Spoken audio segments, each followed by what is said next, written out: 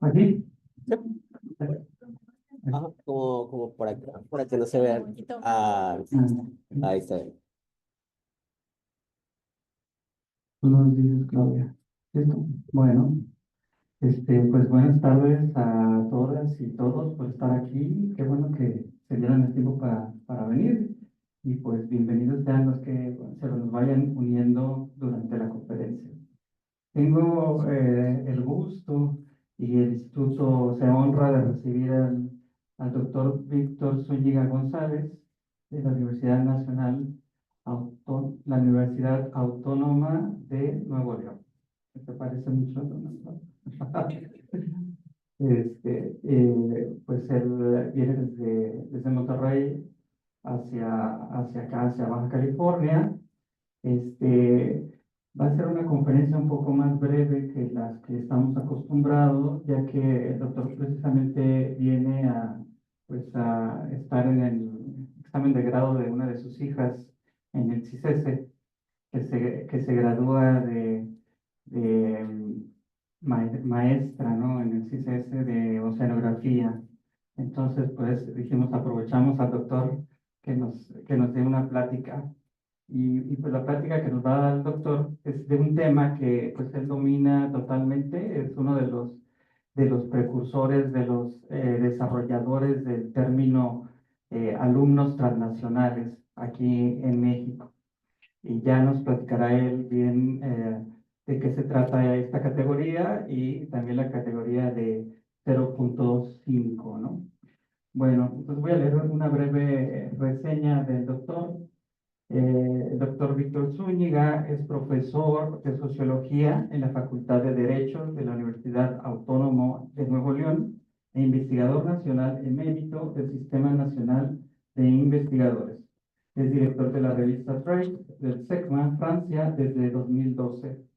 En 2018 recibió por parte de la Asociación Estadounidense de Investigación Educativa la distinción que reconoce su producción académica como investigación que conduce a la transformación de los contextos sociales de la educación.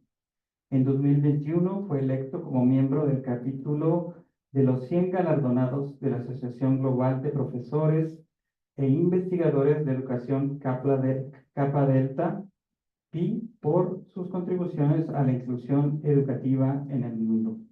Coautor de Niñas y Niños en la Migración de Estados Unidos a México, la generación 0.5 del Colegio de México en 2019, libro que ha sido recientemente publicado en inglés por la Universidad de California Press bajo el título O5 Generation Children Moving from the United States to Mexico de 2024.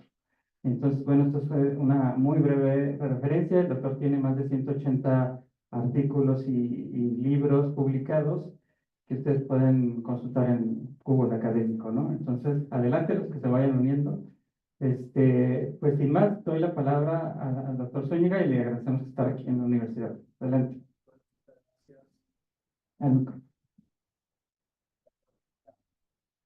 De estar en la ABC, por primera vez en mi vida, por cierto, muy honrado de conocer a la subdirectora y directora del instituto y muy honrado de tener presente en el auditorio a una de las investigadoras más connotadas en este campo, que es Eunice, que está aquí presente. El hecho de que esté aquí compartiendo en su ciudad, en donde vive, donde produce, etc. Fíjense que voy a hacer una presentación breve para dar pie a intercambio, para que ustedes puedan expresar, algunos de ustedes, su reacción al respecto. El título es un poquito raro porque la presencia de la generación 0.5, desafíos para las escuelas de México. Entonces, les voy a dar una breve explicación de qué fregados es eso de la 0.5, ¿verdad? Tanto Eunice como yo estamos en el cruce de dos campos que generalmente están separados, que es el campo educativo y el campo migratorio. los estudios migratorios y los estudios de educación. De manera totalmente paradójica, los estudiosos, perdón, de la migración se interesan muy poco por lo que pasa en las escuelas, y los estudiosos de las escuelas se interesan muy poco del fenómeno migratorio. Es más, de manera un poco descarada, cuando un alumno es migrante, llega a una escuela, desaparece su condición de migrante. En Estados Unidos es muy feo esto, porque es un chico de 9 años que está llegando a Michoacán, a una escuela de Georgia, y se convierte en hispanic. ¿Cómo que es hispanic? Su experiencia, su epistemología, perdón, su ser es el de un niño que migró de un país a otro. Ahí está la esencia de él, no es hispanic. Por otra forma, como el English learner. Es un English learner, se convierte en un niño purépecha que llega en English learner. Es desposeerlo de su esencia. Los estudios migratorios y los estudios educativos empiezan a tener ya una vinculación gracias a investigadoras como Eunice, que estamos bien, son migrantes, pero también van a la escuela. Son niños, van a las escuelas. Lo más importante es que vayan a las escuelas. Ya, le eché un buen rollo ahí. Entonces, esto es migración, no es escuela. Cuando un adulto migra de un país a otro, es su primera generación. Cuando ese adulto llega a ese país, que es el destino, y tiene hijos que nacieron en el país de destino, es segunda generación. Y estudiosos, migrólogos, estadounidenses dijeron, ¿qué pasa si llega México a Estados Unidos siendo menor de edad? Es decir, formándose en Estados Unidos aunque nació en México. Y entonces a eso le llamamos pues, desde hace más de 25 años, la generación 1.5. Porque no puede ser la primera como su papá, ni la segunda como sus hermanos que nacieron allá. La segunda además tiene derecho a la nacionalidad, aunque Trump no quiera. Tienen derecho a la nacionalidad, porque nacieron en el territorio. La 1.5 no. La 1.5 no importa. No tienen derecho a la nacionalidad de destino, solo a la nacionalidad de origen. Bueno, ¿qué pasa con estos que siendo niños se mudan de Estados Unidos a México? No importa que haya nacido en México o haya nacido en Estados Unidos. Son generación 1.5, no tiene ningún sentido. Ya en México eso no tiene sentido. Son segunda generación, eso ya no tiene sentido. Entonces nada más llegaron a México y son desposeídos de su carácter de migrantes. Migraron, se movieron de Estados Unidos a México. Estoy usando los verbos mudan y se mueven porque muchos de ellos no retornan. Nunca habían estado aquí, como que retornan. Retornarán a Estados Unidos en algún momento. Bueno, eso para darle la idea de que es un nuevo inicio. Inician nuevamente, le pusimos un 0.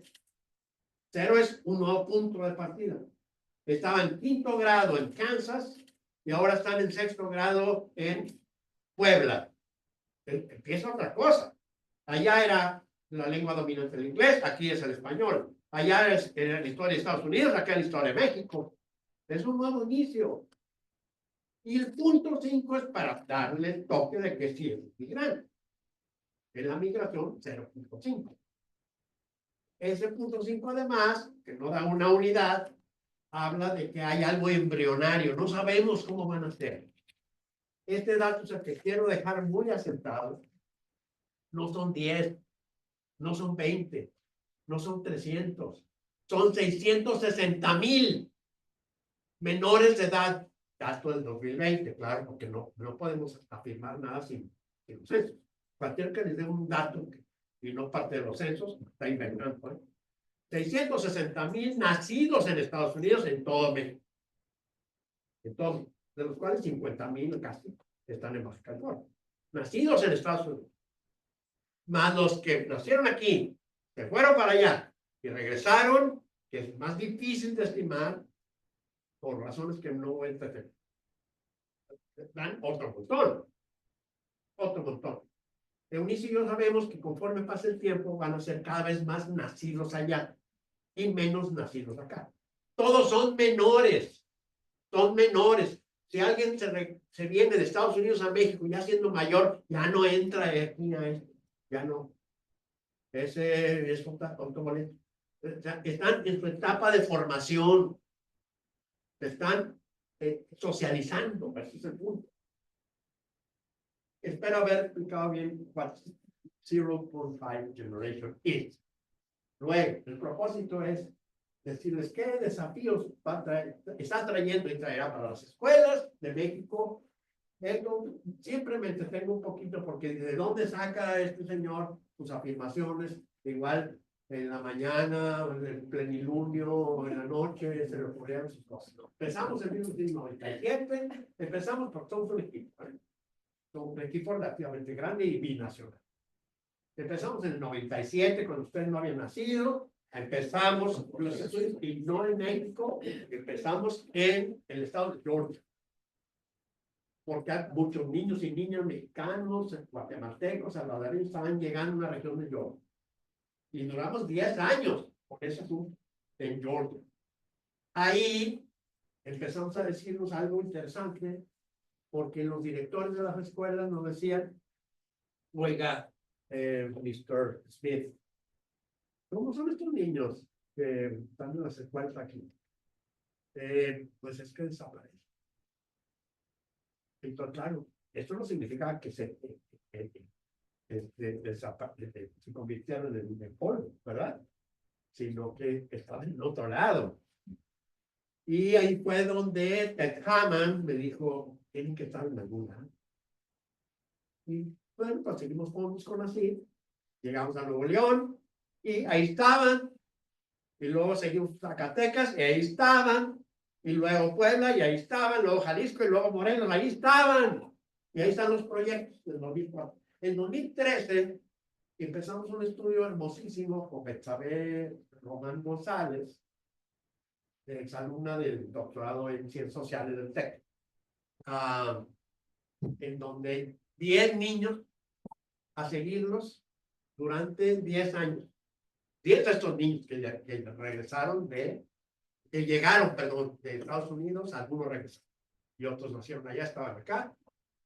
El hecho de 10 seguirlos de los 12 años a los 22, ahorita andan de 25 años más o menos, y los seguimos en contacto con ellos.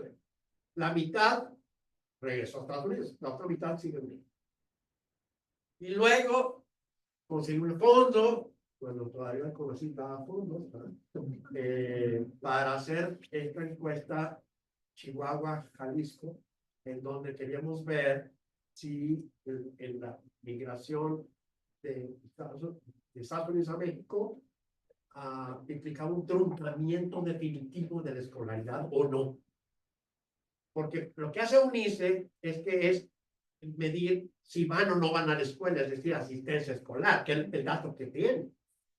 Y acá necesitamos, ahora sí, una encuestota grande con 2,000 hogares de Chihuahua y 2,000 hogares de, ¿sí, 2,000 estoy inventando? Sí, 1,600 hogares, perdón, 1,600 hogares, y ahí sí, platíqueme la trayectoria escolar de su marido, de usted, señora, toda la voz.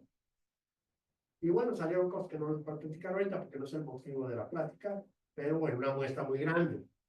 Y luego ando todavía, por eso en los 25, estudiando las estrategias que usan los papás, platicando con papás para defender, ser abogados de sus hijos cuando vienen, una vez que se deciden llegar a México. Acabo de publicar algo, si a alguien le interesa, sobre estrategias defensivas de los padres contra las instituciones de México, no contra la migra estadounidense, contra las instituciones de México, con esa estrategia. Porque cuando llegan aquí con sus hijos, no son bienvenidos, son malvenidos. Eso es, malvenidos. Las instituciones mexicanas son muy, muy poco abiertas a la llegada de ellos. 660,000, vuelvo a repetir, son el centro del 2020, 660,000. Y si todo sucede que el miedo y la hostilidad crecen, pues vamos preparándonos. Las escuelas van preparándonos.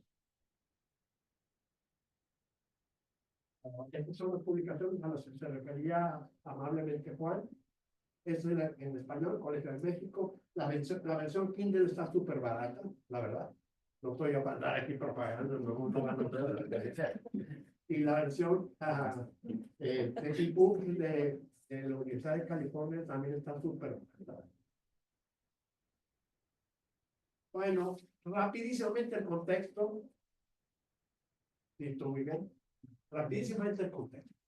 Esta gráfica me encanta. Ahí, ¿verdad?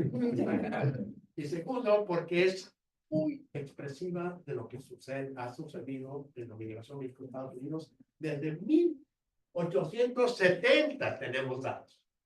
No es el número de mexicanos viviendo en Estados Unidos. Es el porcentaje de la población total que en un momento dado estaban en Estados Unidos. No es el porcentaje de los que alguna vez han estado en Estados Unidos. Es mucho. Aquí es, en este momento, censo de 1920, ¿qué porcentaje de la población nacional estaba en Estados Unidos? 0.4. En ese momento están 0.4, la total de la población de México. Y fíjense que hasta 1950 no cambia, 1900 no cambia, 1970 casi no cambia. En el 80 es donde empieza a cambiar, pero sobre todo en el 90. Es más, 12% de los mexicanos nacidos en México estaban en Estados Unidos en el 2005. 12%, más del 12%. Uno de cada 10 estaba allá. Mexicanos nacidos aquí. Bueno, a esta parte le llamamos la gran circulación. ¿Por qué había un porcentaje tan chiquito? Porque los mexicanos no queremos vivir en Estados Unidos. Si vamos a jalar, no lo hacemos. ¿Por qué luego la gran migración? Rápidamente se las planteo. Porque los muy inteligentes, brillantes, casi genios senadores de Estados Unidos dijeron, vamos a cerrar la frontera, a militarizar la frontera, para que no pasen, ¿verdad? O sí pasamos, compadre, ese era el problema. Sí pasamos, nada más que luego ahora nos quedamos.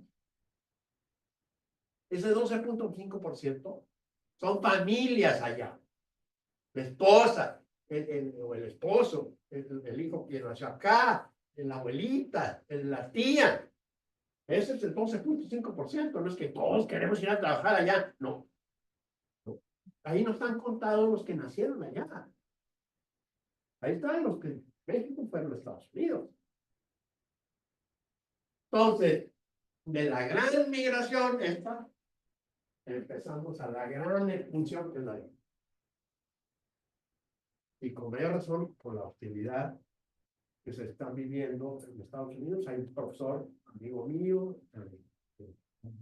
estudioso de la migración muy prestigiado en Estados Unidos, nacido en México, pero es profesor de UCLA, de la Departamento de Sociología de UCLA, se llama Rubén Hernández de León. Ayer vía WhatsApp me dice, la mitad de mis alumnos no vinieron a clase porque tienen pavor a la deportes.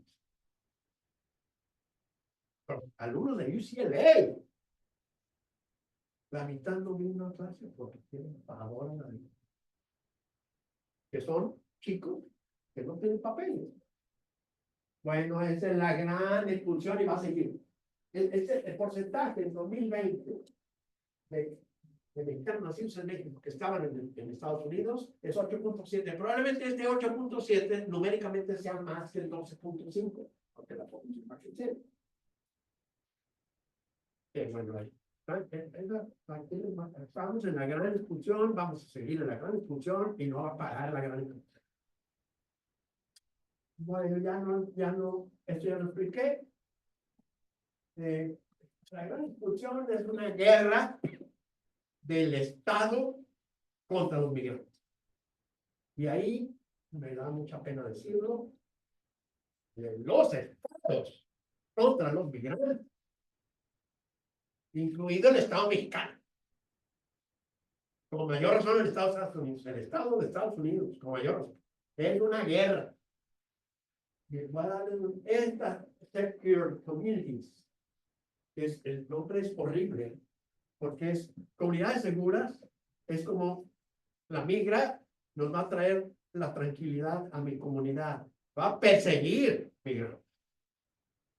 En la 287, el programa este 287 es la cosa más espantosa porque es un convenio entre ICE y la policía local. Y la policía local puede actuar como migra, pescando. Y entonces vaya a misa la familia, ¿verdad? Y lo para el policía de una ciudad chica que se conocen todos. Hi Willie, hi Juan, how are you? Fine. ¿A dónde vamos a misa? Qué gusto. Oye, ¿tienes papeles? Pero tú eres un policía aquí del pueblo. Ya estamos autorizados a ver. ¿Tienes papeles? Y no para reportarse. Así está, esta es una chulada de 287 que más se meten a las prisiones, más centenas de legislaciones locales contra los migrantes. Más, miren, todos los border patrol que hay, más todas las Homeland Security Investigations officers, esos aquí están investigando en Nashville, investigando. Más, no paran, más estos, Enforcement and Removal Operations, encargados de deportar. Todo eso, maquinaria de deportación. Ningún otro país del planeta tiene una maquinaria de deportación tan sofisticada como la que tenemos aquí de vecinos. Aunque México se dedica a deportar muy bien, no tiene una maquinaria tan sofisticada, pero sí tiene programas de deportación. Pero no va a tener. ¿Quiénes son entonces los niños de la 0.5? La generación 0.5. Son los hijos de la gran migración, ¿sí? Son la generación de la gran expulsión, porque están llegando. Y son, y serán principalmente los protagonistas de la nueva gran circulación. Y esto es lo que hay que decirles a los directores de las. Estos niños pueden circular por primera vez en la historia de México. Va a haber mexicanos y estadounidenses a la vez. Entonces, es una responsabilidad de nuestra. Prepararlos a una vida binacional. Impulsar una vida binacional. Si no podemos hacer que su inglés mejore, por lo menos no lo estorbemos. Los profes les dicen, no hablas bien español, eres pocho. Entonces es así como, ¿cómo hacemos esto? ¿Por qué hacemos esto? No sabe leer, sí sabe leer, profe, pero sabe leer en inglés. Lo he hecho yo en talleres con profesores, pasamos un texto en inglés, les pedimos, profesora, ¿no es usted el favor de leer? No puedo. No, si no sabe leer. No, pues el niño no sabe leer inglés. Pues lo mismo el niño, le pone usted el texto en español, y pues atora, dele tiempo, si va a leer. Si el inglés va a leer español, no hay problema, no dele tiempo. A mí me enardece eso, porque no hemos visto en tantas escuelas que inclusive los humillan. Los profes los humillan. Bueno, ya. Desafíos de la primer desafío es que la matrícula no va a bajar, va a crecer de estos alumnos que pertenecientes a la generación 0.5. Claro que la distribución nacional es muy dispareja. Si vamos a Chiapas o vamos a Yucatán y yo hago esta presentación, les digo aquí, pues no. En algún lugar de Chiapas, ¿en dónde está el grueso de la matrícula de los 0.5? Está Baja, Chihuahua, luego Jalisco, Guanajuato y Zacatecas. Luego que sí, Y las nuevas fuentes de migración, que son Puebla, Oaxaca, y le faltaron una por ahí. Ahí está el grueso. Nuevo León no pinta. Tamaulipas tampoco no pinta mucho. Numéricamente. Coahuila algo, pero el fuerte, grueso, es Sonora, Baja California, Chihuahua, Jalisco, Guanajuato, parcialmente Colima, habría que verlo, y parcialmente, porque forma parte de esta zona del occidente de México, ¿verdad? Bueno, ya lo platiqué, dije, en 2020, los 660,000 nacidos en Estados Unidos. Pero ahí va el crecimiento, ¿verdad? Sí está bien ver el crecimiento. ¿Cuántos menores nacidos en Estados Unidos había en 1990 aquí viviendo en México? 90,000. Y luego brincó a 132,000, luego a 320,000, y a 412,000. Y no había 600. Otro desafío interesante es que los alumnos, aquí que me perdonen las autoridades educativas de Baja California, porque tienen un problema ahí. Los alumnos vienen de muchas partes de Estados Unidos. Me perdonen las autoridades educativas de Baja California, porque se vienen de California. No se ha hecho el estudio, pero ya he puesto que no. Porque si los alumnos de Zacatecas venían de 20 estados diferentes, y Nuevo León de 17, y en Puebla de 16, y en Jalisco de 27 estados diferentes, hasta Alaska. Porfa, o sea, ¿por qué en Baja California vienen de California? Lo que pasa es que ustedes están acostumbrados que San Isidro y San Diego. Vienen de Kansas, vienen de Tennessee, vienen de muchas partes. ¿Cuál es el asunto aquí? Porque es un desafío. Porque la educación en Tennessee no se parece mucho a la de California. La educación en Texas no se parece a la de Utah.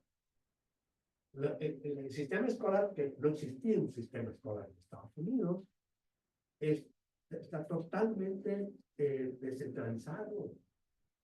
Entonces, es un reto. Oye, estoy descentralizado, sí. ¿En qué parte de Nueva York? Es muy diferente. En Nueva York hay un interés de que desarrolle su bilingüismo. Vengo de Texas, ya vale más. Perdonen mis colegas tejanos, pero ¿qué otro desafío viene? De que en unas escuelas hay concentración de este tipo de alumnos y en otras hay cero. Les puse la de Jalisco porque me parecía muy interesante. De las 7,787 escuelas en Jalisco, primarias y secundarias, había 3,115 y no había cero o casi cero alumnos provenientes de Estados Unidos. Menos de 5, 3,000. Entre 5 y 9, 900. Pero hay 234 escuelas en Jalisco con más de 10% y más.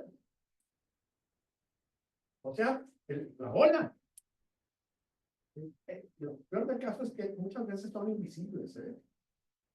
Cuando nosotros llegamos a iniciar la fase piloto del estudio, el primero que se hizo en Nuevo León, yo fui a una primaria que es pequeña, de un municipio aledaño a la zona metropolitana de Monterrey, y llegamos con la carta de la Secretaría de Educación. Oiga, directora, nos dieron chance de hacer aquí una encuesta.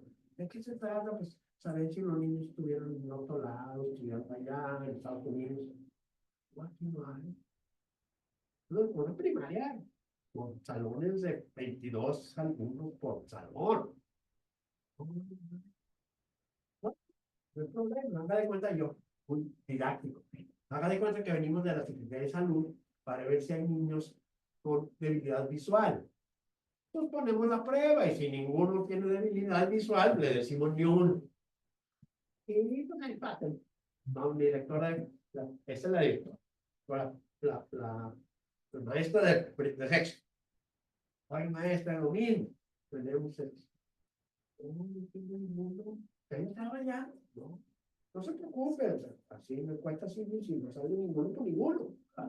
Ahí pone 22. Dos. Una acaba de llegar. Acaba de llegar del estado de Nevada. Y el otro ya tenía tiempo allí en Nuevo León, pero como quiera había estudiado en California. Le decimos a la maestra, oiga, nos da chancita de platicarlo aquí afuera con estos chicos. Una se llamaba así, le pusimos Cintia en la publicación. Y le decimos, do you want to speak in English or Spanish? Y ella dijo, no, English, please. Y todo empezó en inglés. Y la maestra estaba, que se le caía la baba. Porque descubrió que Cintia hablaba como, pues, obvio, hablante nativa.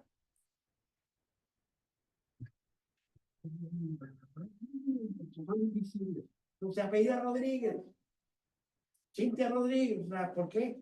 Y está chonguito, y, o sea, no hay nada que la distinga. Concretamente nada. Bueno, me encanta decir esto de la invisibilidad, porque hay que ser visibles. En Baja California no es un problema grave. Los están visibilizando mucho en este estado. Ustedes saben que Baja California es el sistema escolar, en este tema, es líder, junto con Morelos y Baja. El otro asunto es que hay escuelas con este tipo de niños que pertenecen a familias divididas. En Jerez encontramos que 82% de los alumnos, ahí sí, todos los que habían estado en Estados Unidos, de toda la escuela, tenían al papá ya. Y así, 36% niños. Zacatecas es una barbaridad. Y ese es un reto, un desafío, porque yo tengo toda una charla que la próxima vez que venga en Senado, si me dan permiso de hacerlo, es qué hacer con los que pertenecen, a estos alumnos que pertenecen a familias divididas, cómo apoyarlos. Y luego partes de Nuevo León, en donde solo 3.2% de los alumnos de las escuelas tienen el papá allá. Es muy curioso inclusive, lo que descubrimos, porque las mamás de Nuevo León y de Jalisco no se separan de sus hijos por nada. Las de Puebla y Zacatecas, más de pago, se quedan allá y los hijos para allá. Bueno, ¿qué más? Pues, ¿qué pasa en Estados Unidos? Que los profes tienen esa ficción supremacista de que si un alumno proveniente de la América Latina ya está en Estados Unidos, nunca se va a ir, porque Estados Unidos es la antesala del cielo. Todos queremos vivir ahí. No pueden concebir eso. Yo estuve con varias directoras, una recuerdo muy bien de Carolina del Norte, de un pueblo chiquito de Carolina del Norte, en donde la escuela había sido transformada demográficamente por la migración de veracruzanos, sobre todo. La directora, lindísima, muy linda, muy abierta, y le dije, oiga, es posible que algunos de sus alumnos el próximo año estén en México, porque eso rompe su mito. Es posible que estén en México el próximo año, por la razón que sea. Entonces ella dijo, agarró el microfonito que tienen en las escuelas de Estados Unidos, recuerdan ustedes, en las oficinas de los directivos, prendió y altavoz dijo, it is forbidden to prohibiting to speak Spanish. Y les prohíbo que prohíban hablar español. Es lo que estaba diciendo. Si el próximo año van a estar en México, ¿por qué le estamos prohibiendo que hablen español? Es así, reacción rápida de parte de ella. Entonces, estos niños vienen que no van a circular, nunca se van a ir. No, sí se van. Sí se van. Dos, la máxima prioridad de la escuela de Estados Unidos, quizás la única prioridad, es que aprendan inglés, hablado, leído y escrito. Casi la única. Tienen una obsesión. Dos, tres. Borrar el español, eso no es en California no tanto, en Nueva York no tanto, pero muchos otros estados borrar el español, porque el español es un estorbo para adquirir el inglés. Es una ficción, el bilingüismo es malo, es una tara. El bilingüe tiene una tara. Es una cosa que no me crean. No sé que me crean que estoy exagerando. Pero no me da tiempo para dar más elementos. Luego, ignoran el proceso escolar en México. Es más, si no sabe escribir en inglés, entonces no sabe escribir. Y por último, con frecuencia las limitaciones en inglés son interpretadas como limitaciones en inglés. Pero las cosas no estaban bonitas en México.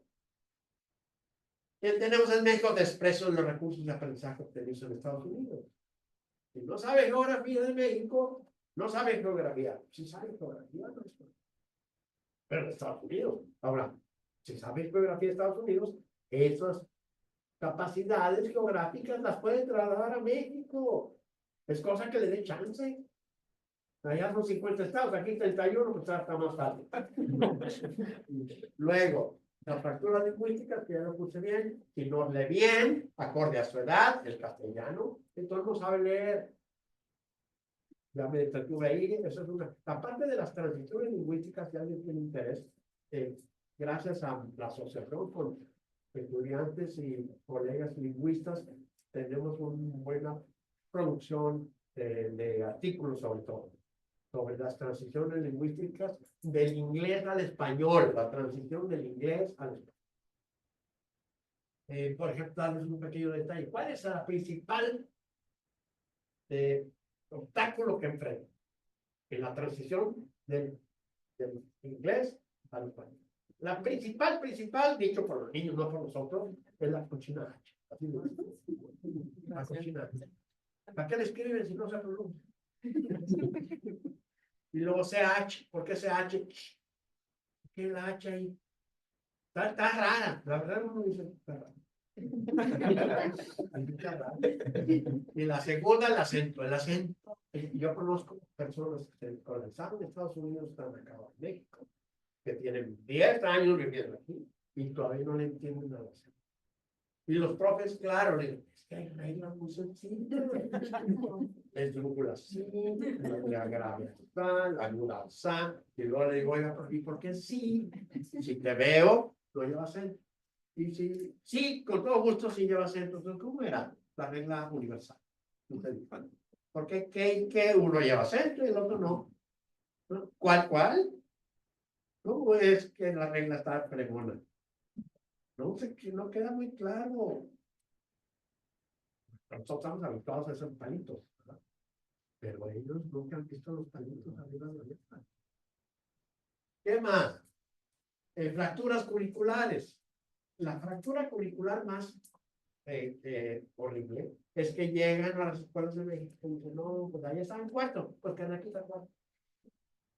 Eso es muy, genera una herida en los niños y en los jóvenes, porque es no reconocer sus aprendizajes.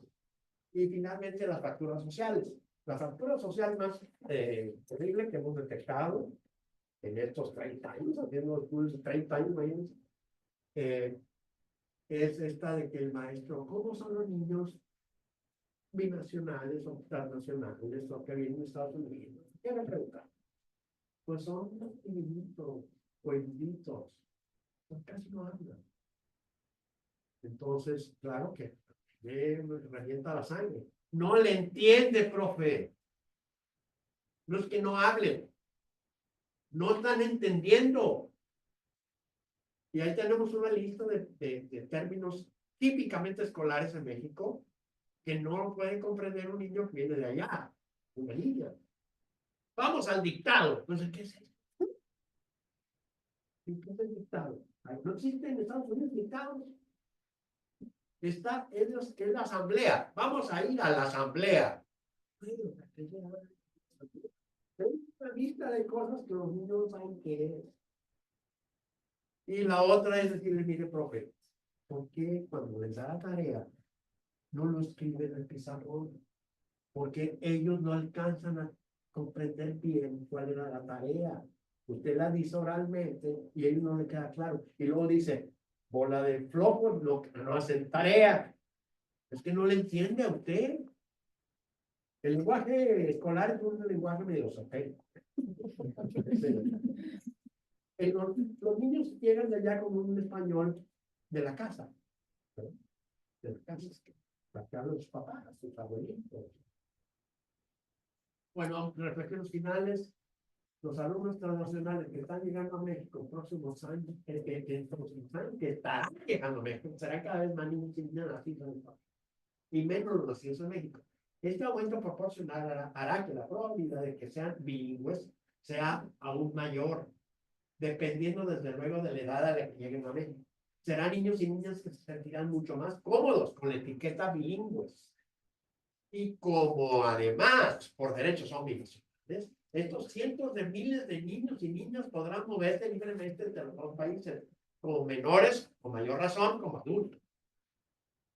Esta realidad es histórica en ambos lados de la frontera, la de cientos de miles de personas que gozarán de la doble nacionalidad y ciudadanía, urgen a las instituciones públicas, empezando por la escuela, a reconocer, cultivar el bilingüismo y, ¿por qué no?, la biculturalidad, que es más complicado que el bilingüismo.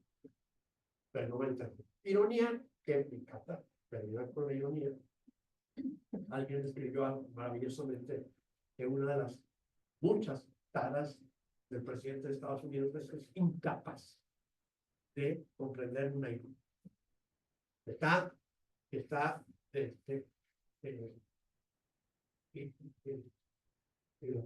Lo castraron para poder entender ironía. Todo es serio. Todo es serio. Bueno, acá una ironía de carácter sarcástico. Y claro, si le echo la culpa también se dejaba lo nacionalista.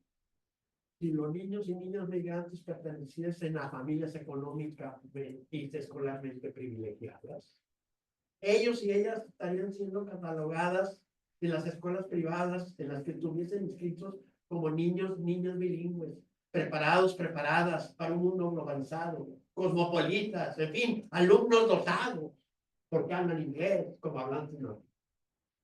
Pero no, como la mayoría de estos niños y estas niñas y niños son miembros de la clase trabajadora de toda su experiencia internacional. Es una anomalía.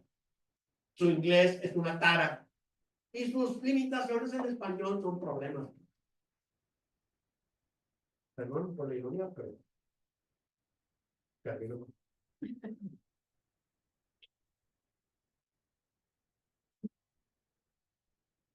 Es un espacio para preguntas, si quien tenga alguna duda, inquietud, reflexión, si quieren meter la mano para poder plantear la duda del doctor. Cuenta con poquito tiempo, así que hay que aprovecharlo lo mejor posible. Y me gusta plantear alguna duda.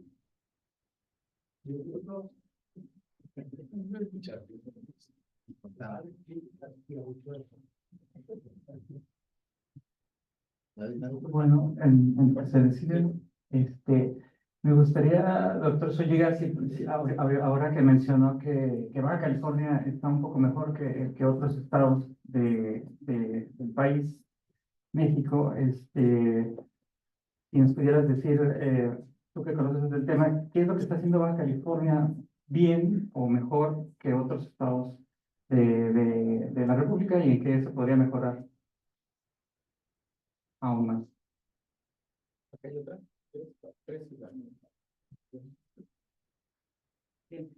Lo mío era un poco reaccionar un poco a lo que estaba comentando. Yo le comentaba que igual estoy haciendo una investigación enfocada a los estudiantes migrantes internacionales de Tijuana, y algo que es lo que nos encontrábamos es que usted mencionaba que en Estados Unidos había esta idea de que los niños no se iban a ir, y acá por el contrario, pues siempre están en la expectativa de cuándo se van a ir, porque buscan ir hacia allá, ¿no? También llamaba mi atención esto que mencionaba de la prioridad en México, pues la prioridad es igual que aprendan el español. Allá buscan que aprendan el inglés, y acá también encontramos y que los maestros o la perspectiva que tienen es todo se va a solucionar al momento que aprendan español. Eso era como un discurso que se manejaba mucho, ¿no? Y bueno, eso era lo que un tanto quería reaccionar a lo que usted estaba mencionando. Muchas gracias, muy interesante. Bueno, muchas felicidades por la ponencia. Me puso a pensar sobre el tiempo que estamos viviendo y si habría que agregar algo más a ese perfil, al pronóstico de lo que viene por la hostilidad que se está viviendo en las escuelas de Estados Unidos como un reflejo de lo que está sucediendo con la política antiinmigrante. Entonces, nada más te quería preguntar si agregarías algo más a ese pronóstico de estos perfiles de estudiantes que vamos a estar recibiendo en los próximos meses, años. Y otra cuestión, bueno, un comentario es sobre tal vez distintas diferencias en la cultura familiar de los estados donde has trabajado la separación familiar. Mencionabas que en ciertos estados es más fácil para las mamás irse y en otros estados no los dejan a los chicos, ¿no? Entonces me ponía a reflexionar tal vez sobre el papel de las abuelas y de la cultura familiar en esos estados, que tal vez en unos estados se tiene y en otros estados es más débil. No lo sé, bueno, es una pregunta, ¿no? Si has observado algo de esto. Y, y la otra pregunta es si también en tus investigaciones has visto este patrón de ser catalogados de que catalogan a los alumnos transnacionales como presumidos, porque es algo que en la investigación en Tijuana sale a relucir e incluso ellos mismos tratan de ocultar habilidades lingüísticas porque quieren encajar, que tienen una necesidad muy grande de estar, de construir redes después de la migración, dado que no tienen redes aquí, ¿no? Entonces, esta cuestión de la estigmatización, pero también hacia el otro lado, ¿no? Quería preguntarte si también lo has visto en aquel lado, en estos otros estados. ¿Quieres responder? Y con mucho gusto empiezo con la observación del doctor Páez. Baja California y Morelos, las dos, tienen el liderazgo en este tema porque están enfocados, a pesar de que el PROVE es unas oficinitas chiquitas, con muy pocos recursos, tienen enfocados todos sus enfoques a que ingresen a los, que no les importa el electorado. Que culpa, después vemos lo del culpa. Que el acta de no, ya no se necesita acta apostillada. Entonces, el ingreso lo están garantizando los dos estados. Medianamente en Nuevo León, medianamente en Nayarit, y en otros es desastre. Y me duele mucho Michoacán y Guanajuato no tienen esta política. Que ingresen. La otra es que está el reto. Una cosa que ingresen y otra que permanezcan. Y ahí es donde puedes decir, ay, al amparo, oye, hasta dan seguimientos, ellos se mantienen, están en los documentos. Entonces habría que buscar una forma sofisticada para ver si permanece. Luego, lo de las fracturas de contenido, lingüísticas, etcétera, etcétera.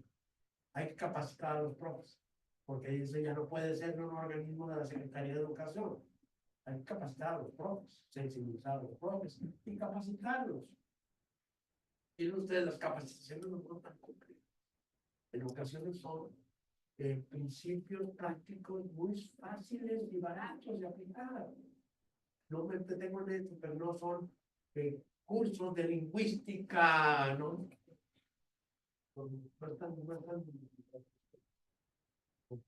Hasta ahí no le va a alcanzar. Ahora, pues felicidades por el estudio que están realizando en Tijuana. Me da mucho gusto. La afirmación se van a ir es una especulación. No hay datos. Nosotros decimos que seguramente van a circular, porque tienen pasaporte para ir para allá, pasaporte De los 10 niños que han seguido Betsabe a lo largo ya de 12 años, 5 se fueron para Estados Unidos. Una fue a San Diego, ustedes dicen que es muy bueno. Fue, no le a Zacatepec, no tampoco que va a ser vámonos todos a la tierra prometida y pues claro, es una muestra chiquitilla, pero ahí sí tenemos que dar. Lo demás es, sí, se van a regresar, quién sabe. Están en el aire. Luego, ahorita más bien hay muchos amigos míos, güeros, si quieren venir, bueno, la piedad del español en las escuelas mexicanas, la Santa Virgen de San Juan de los Lagos te escuche. Ojalá que fuera el artista. Ojalá que tuviéramos en las escuelas mexicanas un programa de español como segunda lengua. No tenemos nada más. Es a matacaballo. Agárrate como puedas. Y ahí te la llevas. Y cómo escribes, pues como puedas. No hay, la prioridad es sigue la norma. Trae el uniforme, el de deportes, el de la asamblea, para la viva la bandera. Esas son las prioridades de las escuelas mexicanas. Me estoy burlando yo, inclusive de mis amigos muy queridos, normalistas. 9 escuelas mexicanas, oye, todavía marchan como en la época de Porfirio Díaz, la 9 escuelas mexicanas. Ahí andan marchando los niños de la escuela. Como en el tiempo de Porfirio Díaz, la muy nueva escuela mexicana. Ahí andan marchando. Y que yo estoy en la escolta. Tengo que ir a la escolta. La escuela mexicana nueva de 1910. Luego, la pregunta es de un sector complicado, ¿verdad? Pero sí hicimos un ejercicio, mis colegas de Texas y de Tennessee, de Utah, de California, ¿qué va a pasar? ¿Qué va a pasar? Entonces, ese ejercicio lo tengo escrito, lo presenté hace poco en un foro. ¿Qué va a pasar? Va a empezar de ejército. Igual en el escenario. Nadie puede pasar. Nadie va a pasar. México se va a convertir en el tercer país seguro. Ya lo es. Va a ser más. Y así sucesivamente. ¿Qué va a pasar en México? Vamos a tener muchas personas de muchos países que se van a estacionar aquí. Van a venirse más familias por favor, más que por deportación. La capacidad de deportación es muy limitada. Pero dicen, son espectáculos que hacen para provocar. Y claro, el miedo es eficiente. Es eficaz. Entonces, eso viene, vamos a ver algo parecido a lo que sucedió entre 2008 y 2012, que se vinieron 1 millón de mexicanos, se movieron de Estados Unidos de México. Yo creo que por ahí está la relación. Ya nos vida, yo recuerdo entrevistas con niños y niñas, que por cierto les digo, mis entrevistas son con niños y niñas, de muchas partes de México, y les creo más que a los adultos. Las versiones que ellos dan de muchas cosas son bastante más creíbles que las de los adultos. Los adultos somos mucho más mentirosos que los niños. Entonces, por ejemplo, a Elisa, en el estado de Puebla, oye, ¿qué pasó? ¿Por qué se vinieron para México? We weren't a family anymore. Es la respuesta que dio. We weren't not a family anymore. Allá no éramos familia. Allá no veía a mi papá nunca. Mi mamá trabajaba como burra. Acá somos familia de nuevo. Esa es una respuesta matona. ¿Por qué se vinieron a México? We weren't a family anymore. Y queríamos ser familia. Y ahí vienen los economistas, es que el mercado laboral y la quieren vivir juntos. Bueno, entonces, Puebla, y por los estudios de la querida Joana Andrés, Puebla, Oaxaca, separan mucho y les dejan con las abuelas. Ivana Drevis, antropóloga, socióloga estadounidense, que tiene un libro maravilloso que lleva por título Divide by Borders. Si no quieren leer todo el libro, lean el capítulo de las Middle Women. Middle Women son la mujer del B, que son las abuelas. En donde ella demuestra a la abuela nunca suple la autoridad de la madre, nunca. Apoya la autoridad de la madre que esté en New Jersey. Nunca. Y así sucesivamente. Es un capítulo hermosísimo, en donde hay, digamos, una etnografía de la abuela, cuidadora de los cuyas madres migraron a Estados Unidos, fenomenal. Entonces ahí está. ¿Por qué Jalisco y Nuevo León no hay una separación de ese tipo?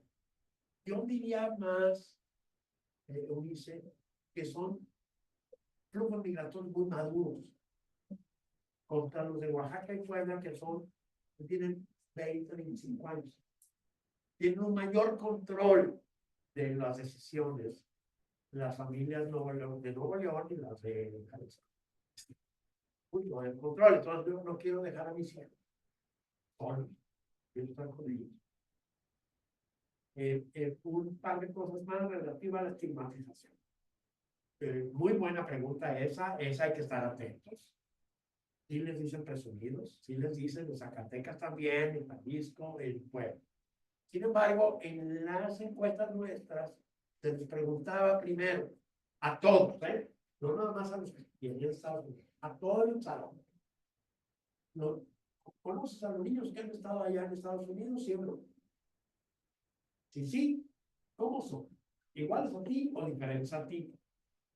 Y luego, si decían diferentes, ¿por qué? Si decían iguales a mí, ¿por qué? Entonces tenemos, no sé, voy a decirlo, no sé, 6,000 respuestas de esas. O sea, no están, a ver si le pego, 6,000 o más. ¿Y qué pasa? Ya en bola, la fuerte son iguales a la madre. Es decir, no hay un proceso de estigmatización fuerte. Y luego son diferentes presumidos, hablan chueco el español, traen ropa mejor, pero ya es un punto, digamos, 11% del total. En general son iguales a mí. Pero en Zacatecas, en Jalisco, en Nuevo León y en Morelos, en Puebla no. En Puebla hay una idea, ahí sí hay estigmatización. Me extraña mucho porque, bueno, no sé, Jalisco, Puebla, son mixtecos. Debe haber algo que nosotros desconocemos. No sé qué pasa ahí. Fíjense, un dato de Puebla. A la pregunta, ¿cómo te identificas tú? Y ponemos mexicano, estadounidense, mixteco, México-americano. Una lista larga de ¿cómo te identificas? Y ninguna niña que viniera de Estados Unidos, en el estado de Puebla, eligió ni americana ni México-americana. Todas pusieron mixteca. Todas las niñas. Y nacieron en Nueva York. Para mí fue... Los niños sí, algunos decían México-americano y así. Pero las niñas fue mixteca. Entonces ya hemos buscado algunas hipótesis para entender eso. En todos casos sí hay variantes regionales en lo que creo. No haber contestado. Pues muchísimas gracias. Le agradecemos en nombre de Sergio Mayoral, Juan Páez y el mío propio y también del instituto el que haya aceptado primero la invitación. Esperamos que haya otra próxima. El diálogo pueda ser amplio, ¿no? todos los estudiantes. Creo que fue muy claro, no solamente en términos de los hallazgos, los resultados que tiene, sino una línea pues, que ha formado a muchísima gente, ¿verdad? Y que nosotros estamos interesados en cierta parte en trabajar, sobre todo por las escuelas del Estado. Entonces, pues un agradecimiento, claro, hay una constancia y pues muy buena estancia aquí en el Senado y felicidades anticipadas a su hija. Gracias por su atención.